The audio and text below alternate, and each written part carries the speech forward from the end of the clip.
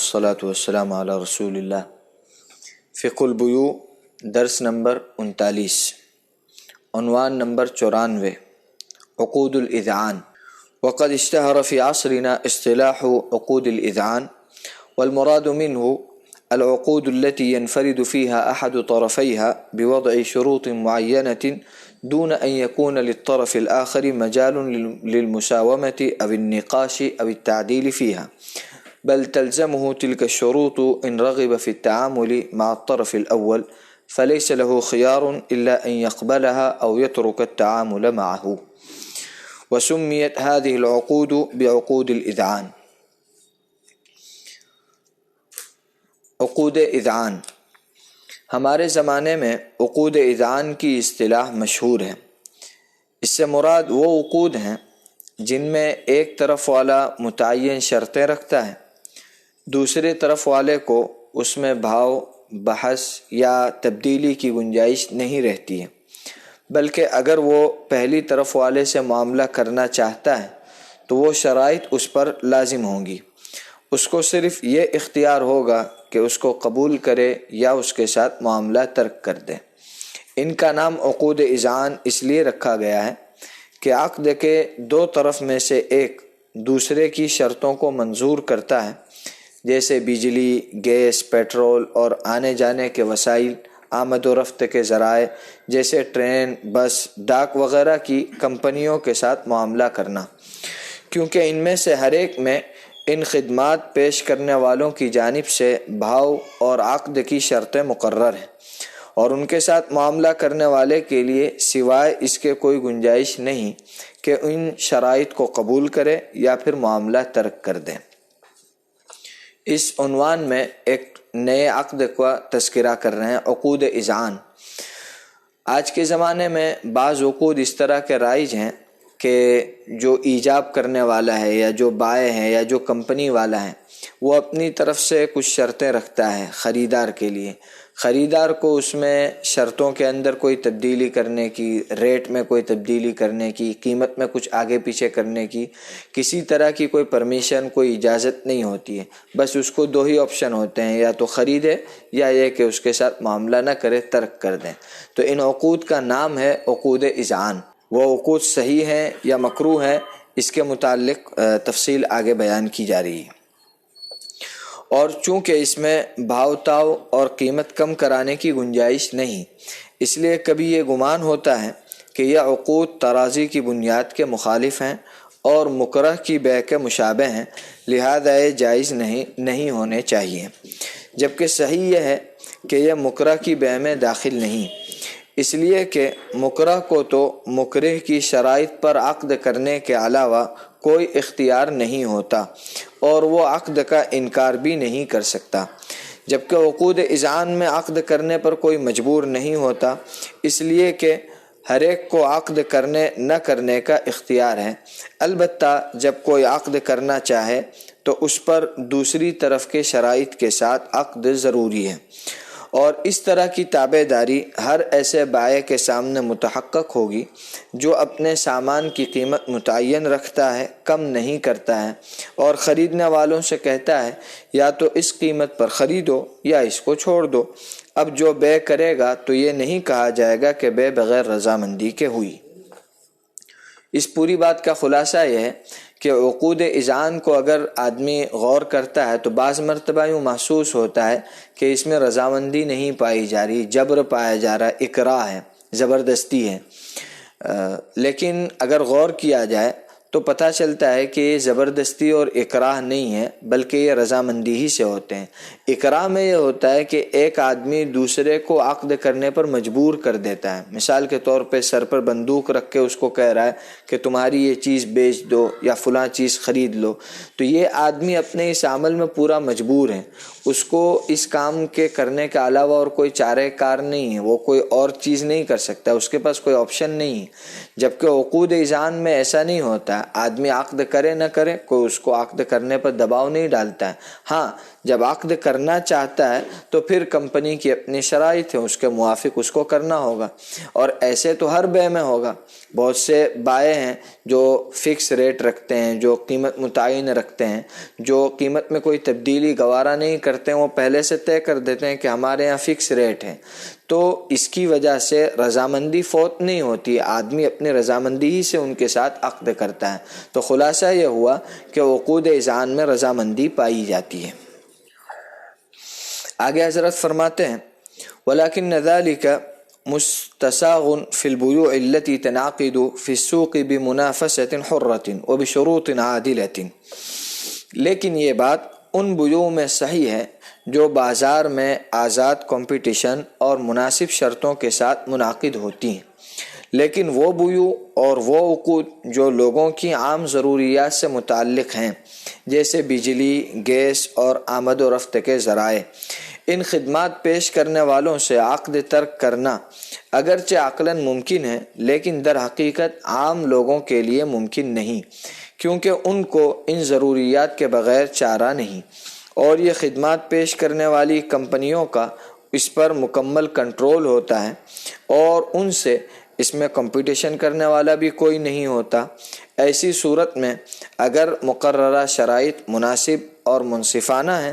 ان میں ظلم نہیں ہے، تو ان عقود کے جواز میں کوئی مانع نہیں، لیکن اگر شرائط ظالمانہ ہو تو حاکم کو یہ حق ہے کہ وہ لوگوں کی مصلحت کے لیے اس میں دخل دے، اور اس میں وہی احکام ہوں گے جو ہم نے مکرہ اور غبن فاحش سے بیچنے پر مجبور کے حکم میں ذکر کیے،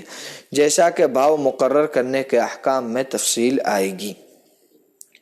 اتنی بات کا خلاصہ یہ ہوا کہ عقود اذعان کے متعلق اتنی بات تو کہہ دی گئی کہ آپسی رضامندی اس میں پائی جاتی ہے، اور عقد کرنے والا اپنی رضامندی سے عقد کرتا ہے، اس کو کوئی مجبور نہیں کرتا،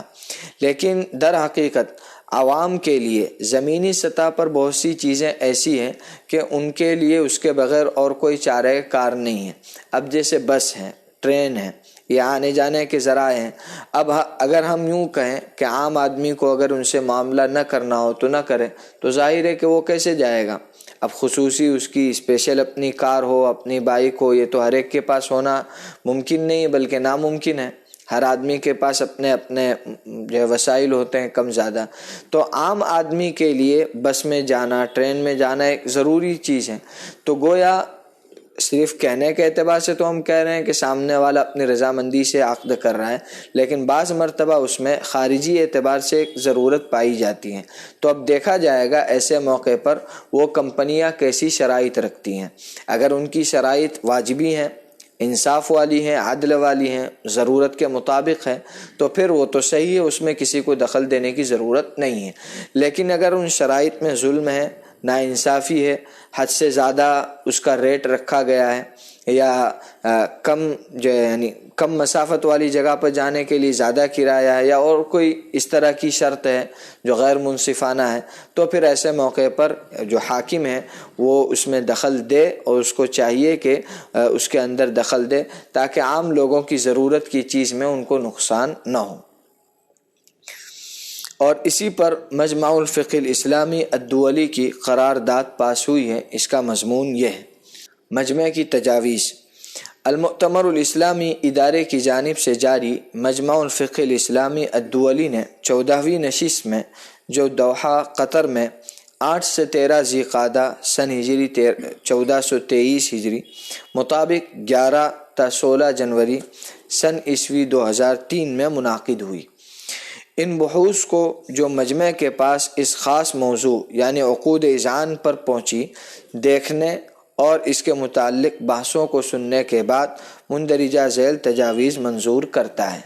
یہ ایک ادارہ ہے جو بڑے علماء کا ادارہ ہے۔ اس کی جو نشست منعقد ہوئی تھی سن 2003 میں، تو عقود اذعان کے متعلق کئی تجاویز وہاں پر پاس ہوئی تھی، اس کو یہاں پر بیان کیا جا رہا ہے۔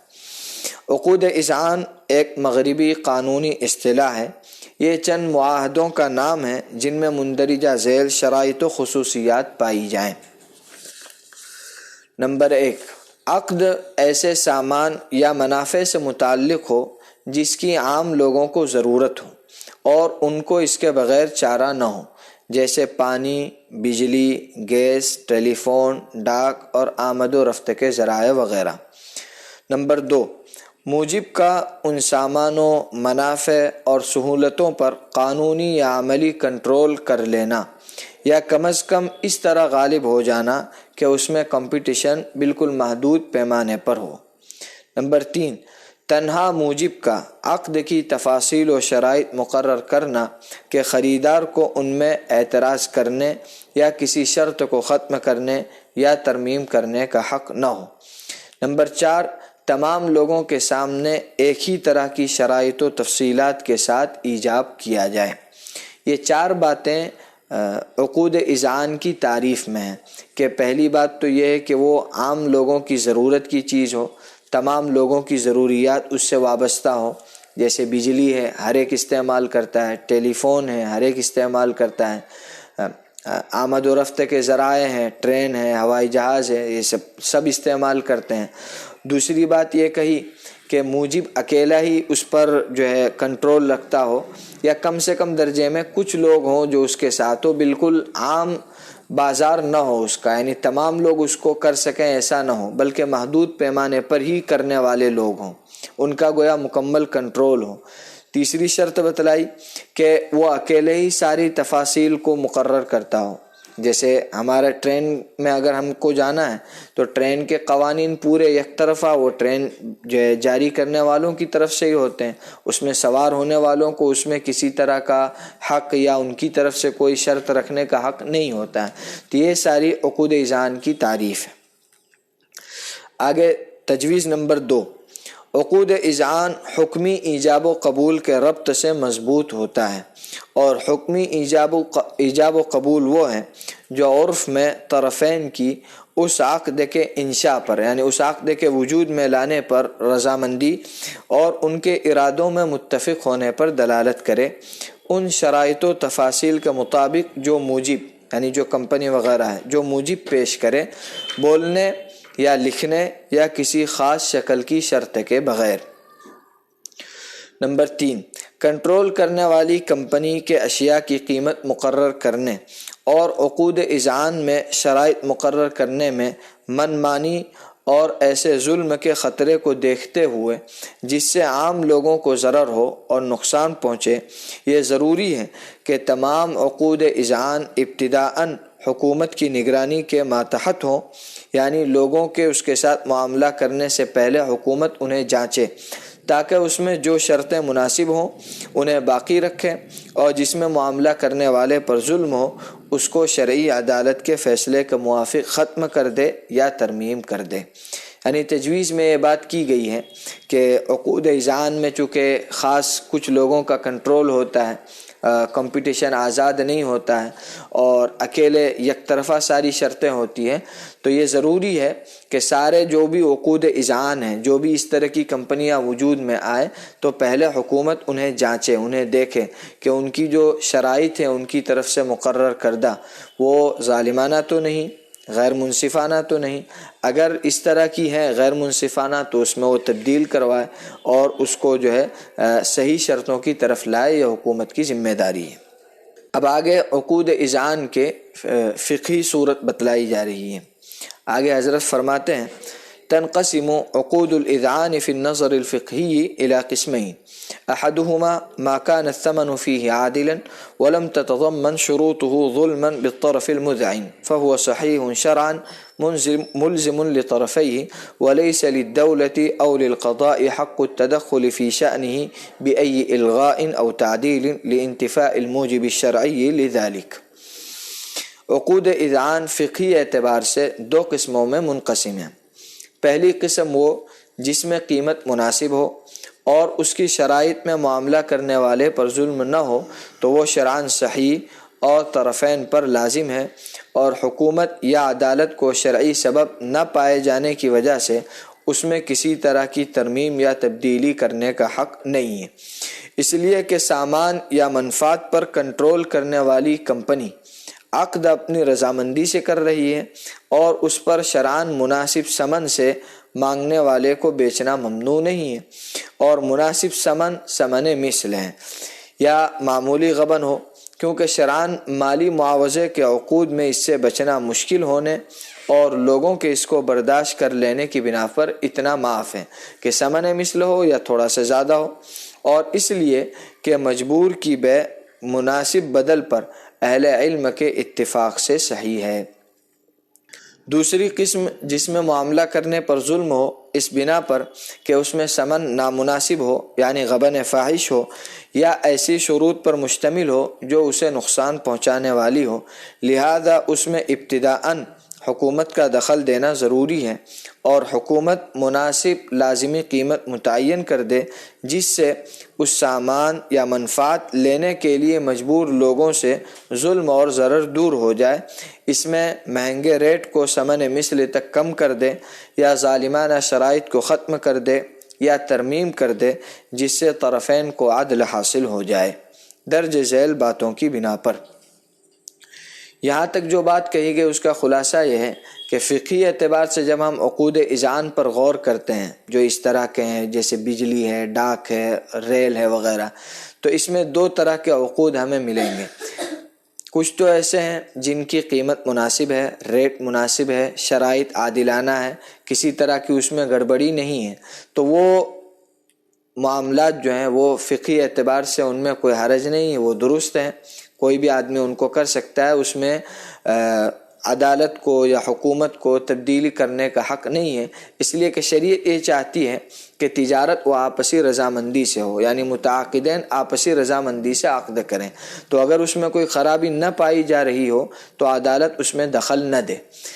البتہ دوسری قسم یہ ہے کہ وہ ایسے عقود اذعان ہیں جس میں کوئی شرائط ظالمانہ ہے، کوئی شرط ظالمانہ ہے، یا قیمت جو ہے وہ حد سے زیادہ بڑھی ہوئی ہے اور لوگ اس کے خریدنے پر مجبور ہیں، تو ایسے عقود جو ہیں شروع ہونے سے پہلے ہی حکومت کے سامنے آئے اور حکومت اور عدالت اس میں دخل دے کر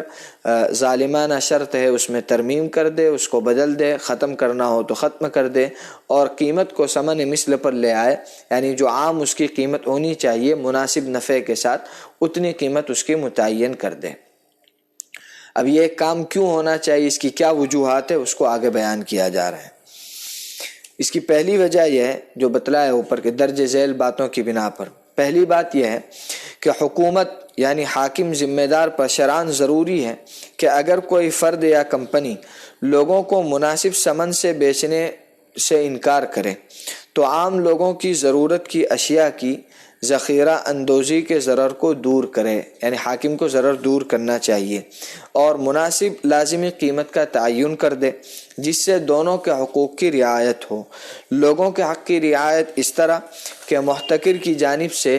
قیمت یا شرائط میں زیادتی کا ضرر دور ہو جائے، اور محتکر کی رعایت اس طرح کہ اس کو مناسب بدل مل جائے۔ یعنی اگر کوئی آدمی اپنی جو ہے چیز کو بہت زیادہ قیمت میں، ہائی قیمت کے اندر بیچ رہا ہے، تو ایسے موقع پر دونوں کی رعایت کر کے جو ہے فیصلہ کرنا ہے۔ دونوں کی رعایت اس طرح کہ لوگوں کی چونکہ ضرورت اس سے وابستہ ہے تو لوگوں کو مناسب قیمت پر وہ چیز ملے اور اس کو اس کا نفع بھی مناسب مل جائے، یعنی ایسی قیمت طے کی جائے جس سے دونوں کا نقصان نہ ہو، دونوں کی رعایت ہو جائے۔ قیمت متعین کرنے میں عام مصلحت کو خاص مصلحت پر ترجیح ہے۔ عام مصلحت یہ ہے کہ سامان یا منافع کے ضرورت مند انہیں مناسب دام میں خریدیں، اور خاص مصلحت ظالم محتکر کی ہے کہ وہ نامناسب نفع یا ظالمانہ شرائط سے بیچے، اس لیے کہ قواعد فقہیہ میں ضابطہ مقرر ہے کہ عام مصلحت خاص مصلحت پر مقدم ہوتی ہے، اور ضرر عام دور کرنے کے لیے ضرر خاص کو برداشت کر لیا جائے گا۔ یعنی یہ قیمت کی تعین کی وجہ دوسری یہ بتلا رہے ہیں کہ دیکھیے ایک فقہ کا ضابطہ ہے کہ ایک ہوتی ہے مصلحت خاص، کسی پرسنل کسی آدمی کی مصلحت، اس کا فائدہ، ایک ہوتی ہے مصلحت عام، لوگوں جس میں عام لوگوں کا فائدہ ہو، تمام لوگوں کا۔ تو فقہی ضابطہ یہ ہے کہ جب دونوں کا ٹکراؤ ہو تو مصلحت عامہ کو ترجیح دیں گے، مصلحت خاصہ کو ترک کر دیں گے، اس کو ہٹا دیں گے۔ یہاں پر بھی ہم دیکھتے ہیں تو ایک تو وہ پرسنل آدمی ہے، وہ کمپنی ہے، اس کا اکیلے کا اپنا فائدہ ہے ہائی قیمت میں بیچنے پہ، زیادہ قیمت پہ بیچنے میں، اور دوسرا عام لوگوں کی مصلحت ہے۔ عام لوگوں کی مصلحت یہ ہے کہ ان تمام کو مناسب قیمت میں ملے۔ تو اب یہاں ان دونوں میں ٹکراؤ ہو رہا ہے، عام مصلحت ایک طرف، خاص مصلحت ایک طرف۔ تو ظاہر ہے کہ تمام لوگوں کی رعایت یہ زیادہ ضروری ہے، اس لیے ضابطے کی رعایت کی جائے گی اور خاص مصلحت کو جو ہے مناسب رکھا جائے گا اور عام مصلحت کو اس پر ترجیح دی جائے گی۔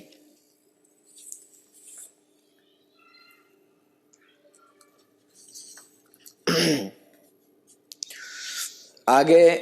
امپورٹ کی خصوصی ایجنسیوں کے متعلق تجویز بتلائی جا رہی ہے۔ يفرق في الوكالات الحصرية للاستيراد بين 3 حالات: الأولى ألا يكون هناك ضرورة أو حاجة عامة أو خاصة بفئة من الناس إلى المنتج الذي تتعلق به الوكالة الحصرية نظرا لكونه من السلع أو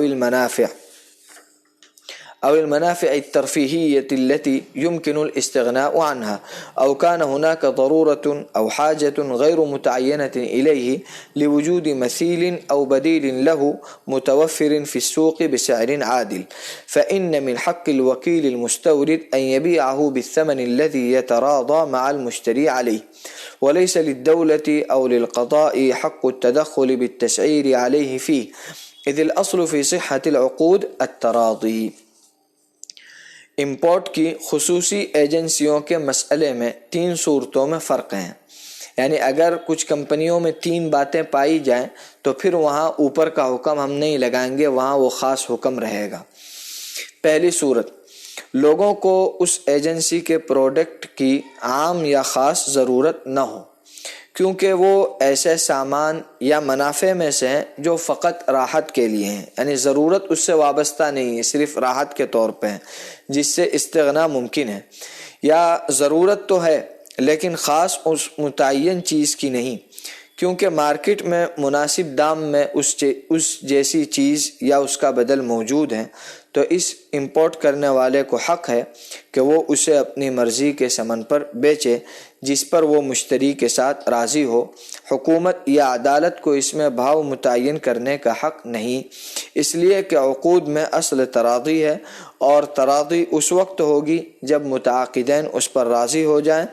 اور اس لیے کہ ایجنسی والے کا پروڈکٹ کو خاص کر لینا اور اس کو روکنا شرعاً درست ہے، کیونکہ وہ اپنے مرضی کے ثمن پر بیچنے کے لیے آزاد ہے، اس میں ظلم یا عام لوگوں کا ضرر نہیں ہے،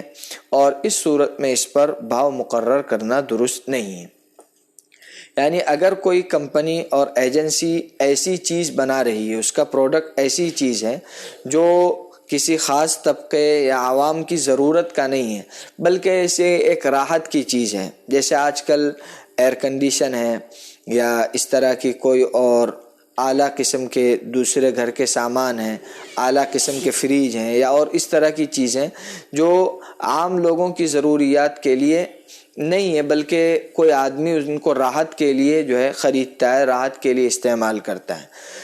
تو ایسے کمپنی اگر وہ کوئی دام جو ہے لگا رہی ہے متعین زیادہ، تو پھر اس میں کوئی اور دخل نہیں دے گا، عدالت دخل نہیں دے گی، کیونکہ وہ جو ہے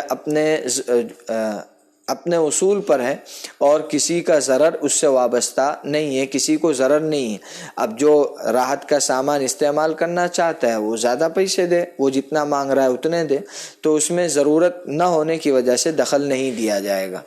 یا وہ پروڈکٹ ایسا ہے کہ جو ضرورت کا تو ہے لیکن اس کے جیسا جو ہے مارکیٹ میں اور بھی بہت سے ہیں، تو اگر کسی آدمی کو کم قیمت لینا ہے تو وہ کم قیمت بھی لے سکتا ہے۔ اب جیسے کباٹ ہے،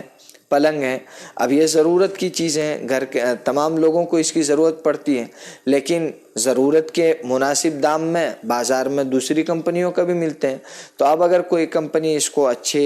اعلیٰ کوالٹی سے بنائے اور قیمت اس کی ہائی رکھیں، تو ایسی کمپنیوں کے اندر جو ہے دخل نہیں دیا جائے گا، کیونکہ اس میں کسی کا ضرر نہیں ہے، اور شرعاً ہر آدمی آزاد ہوتا ہے، وہ پابند نہیں ہوتا ہے کہ خاص قیمت پر بیچے، لہذا ایسی کمپنیوں کے اوپر کوئی پابندی نہیں لگائی جائے گی۔ دوسری صورت، ایجنسی کمپنی کا پروڈکٹ عام یا خاص ضرورت کا ہو